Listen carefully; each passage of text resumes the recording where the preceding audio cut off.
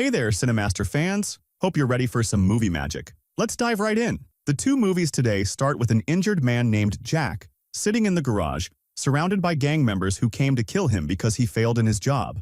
He was supposed to finish off a man named Payback, but instead, he killed that man's family and let him escape. Out of nowhere, a huge man wearing a t-shirt with a big cross appears. It turns out to be Payback himself. He starts shooting at the gang to move Jack. A few of them are killed immediately, but one of the gang members has a special ability and bullets don't affect him. This forces Payback to fight hand-to-hand. In this intense fight, Payback shows his strength and skill, breaking the man's leg and arm, and finishes off the last one by crushing his skull with his hand. Jack thinks Payback saved him because he's a good guy, but he's completely wrong. Payback stopped the gang only so he could take revenge himself. Jack had just killed Payback's daughter, and Payback wanted to be the one to end Jack's life. He believes that getting rid of evil people is right, even if it means killing.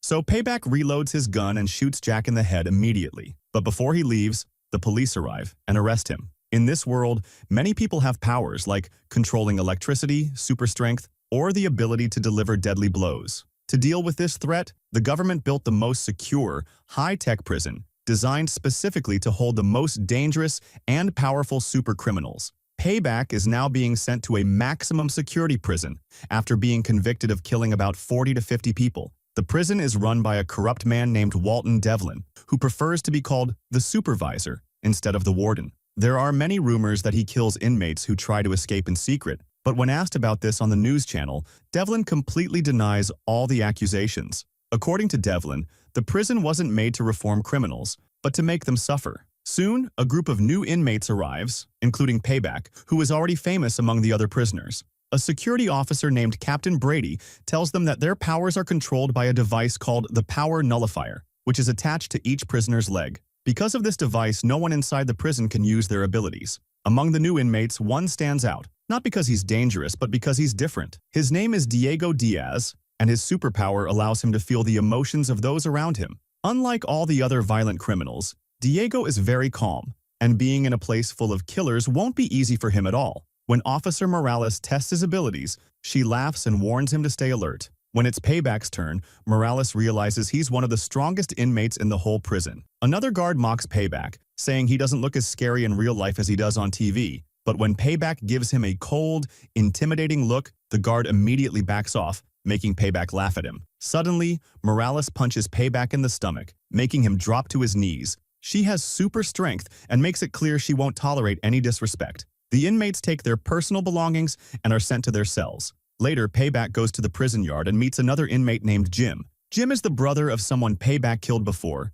and he's been waiting to get revenge. Without hesitation, the two get into a brutal fight. Payback lands a few hard punches straight to Jim's face, making him bleed. Devlin watches the scene on the surveillance monitors, clearly enjoying it. He even has popcorn on his desk and is laughing. Morales and the other guards stand by and make no effort to stop the fight. Meanwhile, Diego talks with another inmate named Gordon, upset that the guards aren't intervening. He asks if they're really going to let Jim and Payback fight like that. Gordon calmly explains that the guards won't step in unless one of them is about to die. Jim elbows Payback in the nose, making him bleed. Payback then draws a cross on his face with his blood, a powerful symbol like the one on his t-shirt in the opening scene, showing he's very religious. With explosive force, Payback turns the fight in his favor and takes control of the situation. Just as he's about to finish off Jim, the guards finally intervene and stun both inmates with electric batons. Morales orders Payback to stop, but he refuses, so she beats him until he gives up. After the fight, Gordon starts acting friendly with Diego,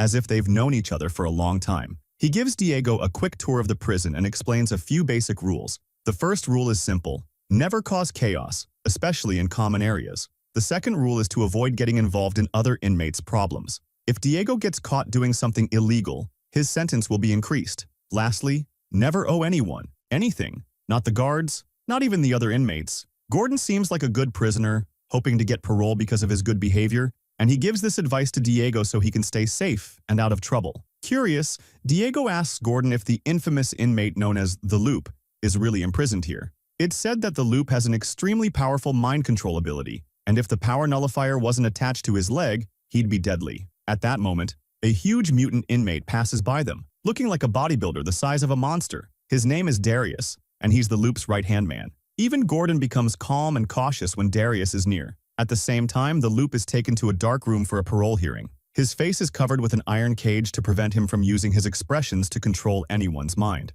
The room is pitch black, and the parole board is hidden in the darkness. This is his fourth attempt at parole, but once again, he's denied. They tell him he must undergo another psychological evaluation. The board says his anger issues make him a danger to the outside world, and he's frustrated and angry. The loop insults and mocks the people behind the darkness, realizing he might never get out again. After a while, Devlin appears and starts talking to the loop about his upcoming retirement, saying that working in this prison never made him rich. That's why he makes a secret offer to the loop. "Now you will give me your fortune," and asks the loop to transfer his hidden wealth to Devlin's account. It's said that the loop has billions he stole using his mind control powers. In exchange for the money, Devlin promises to help him escape the prison, but the loop refuses the offer. Devlin mocks him, saying he's just another powerless inmate now and must accept the deal. The loop doesn't give a clear answer, but his face shows he really has no other choice but to agree. Meanwhile, in the prison clinic, Dr. Isabel is treating Payback and two other inmates.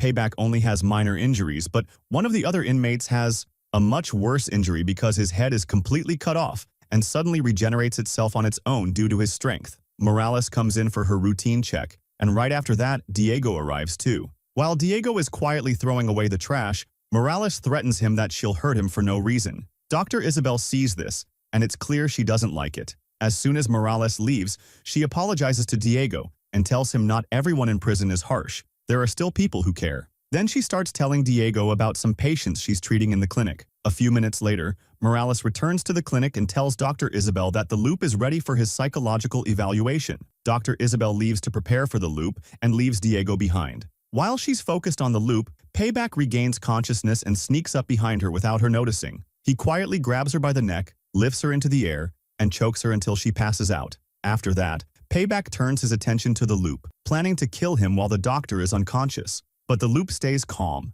doesn't get nervous, and even smiles at Payback, showing he's completely unaffected by the threat. Just as Payback is about to attack, Diego runs up behind him and manages to hold Payback long enough for the guard to arrive and stop him. At that moment, Diego saves the loop's life, but he breaks rule number 2. Never get involved in trouble with anyone. After this incident, Diego becomes famous among the other inmates, and they respect him because many of them already hated Payback. Now Diego stands in front of them, and as a token of appreciation, the inmates give Diego some of the sweets from their meals. Jordan is there too, and tells Diego he did a great job, advising him to use this new respect to his advantage because it will help him survive in prison. A little later, Darius approaches Diego at the table and tells him that his boss, the Loop, wants to talk to him. Diego follows Darius to the Loop's cell. When Diego arrives, the Loop thanks him for saving his life, and then offers Diego a job to take Darius's place in the kitchen and provide him with all the supplies he needs. In return, the Loop promises to help Diego escape from prison as soon as his plan is complete.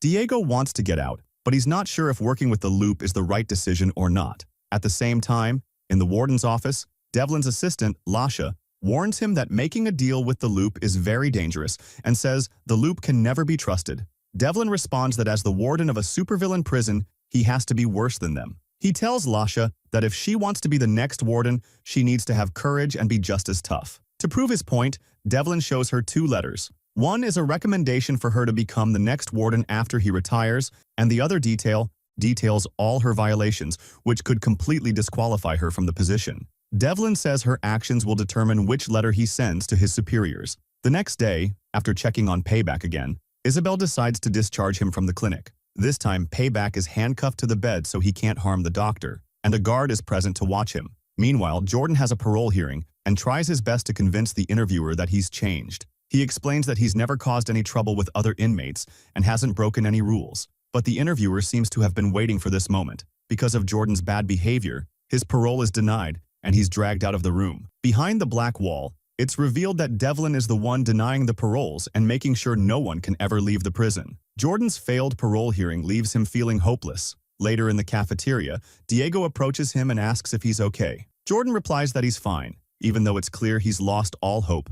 Seconds later, Darius passes by their table and puts a broken fork in front of Jordan. Jordan quickly uses the fork to open his power-canceling device. After a plan was set up, it's revealed that the Loop convinced Jordan to start a riot after his parole was denied. Jordan thanks Diego for being his friend, and then suddenly begins provoking the guard in the cafeteria. The guard notices that Jordan's power-canceling device is missing and immediately calls for backup. Jordan jumps onto a table, grabs a live electric wire from the ceiling, charges himself with electricity, smiles as the power surges through him because he's missed his powers for so long, and then strikes the guard with a bolt of electricity, killing him instantly. The cafeteria erupts into chaos, and the other inmates flee the scene. Diego runs to the guard and asks Jordan what he's done, but it's already too late. Jordan then overloads the prison's electricity, shutting down the entire facility. This is the signal for Jim and his gang to start the riot, exactly as the loop planned. Just as Payback and Jim are about to fight again,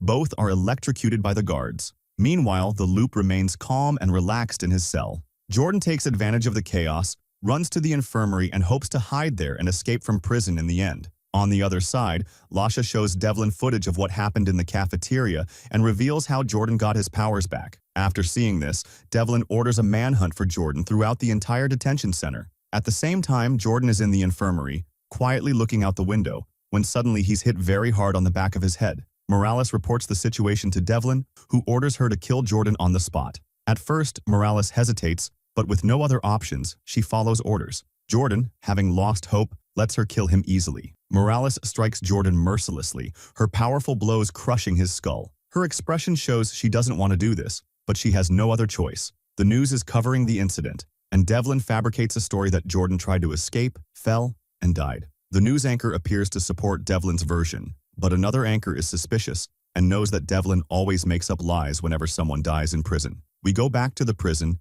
and Diego is on a call with his wife when Morales interrupts and tells him that Devlin wants to speak with him in the solitary confinement section next to the loop's cell. There, Devlin shows Diego the high-security solitary cell to scare him. The atmosphere inside is like a thunderstorm, and it could kill someone in a second. After that, Devlin asks Diego about what the loop asked him to do. Diego admits that the loop just asked him to take a shift in the kitchen and mentioned the Rosgod tunnel. After hearing this, Devlin lets Diego go but warns him to report everything the loop tells him, or there will be serious consequences. Then, Devlin talks to the loop about the recent incident, but the loop denies any involvement. Devlin gets angry, reminds the loop of their deal, and tells him that if he doesn't fulfill it before Devlin retires, he'll be thrown into high-security solitary. The loop knows he can't escape prison alone, so he promises to get the money on Devlin's retirement day, but asks for the prison's Wi-Fi password in return. Devlin laughs at this request and leaves. Meanwhile, Felicia, Brody, and another officer are in the basement inspecting the electrical system.